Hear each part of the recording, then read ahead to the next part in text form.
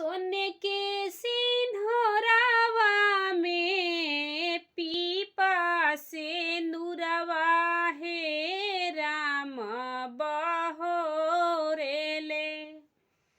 सीता के मांग है राम बहोरेले। सोने के सिंहरावा में पीपा से नुरवा है कृष्णा बहोरेले। राधा के मांग है कृष्णा बहोरेले।